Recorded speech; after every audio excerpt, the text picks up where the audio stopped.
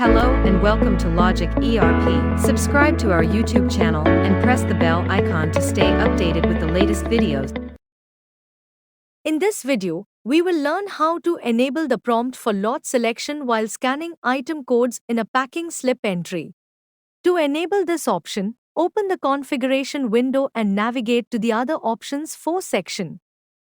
Here, you will find the option labeled Prompt for Lots while scanning item codes. Enable this option and save the configuration changes.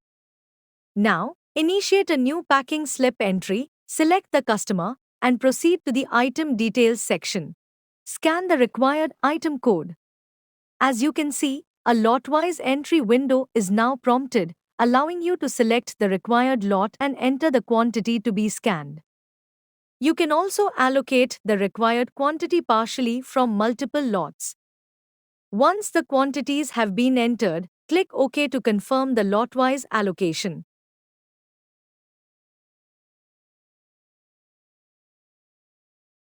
I hope this video was helpful. Thanks for watching.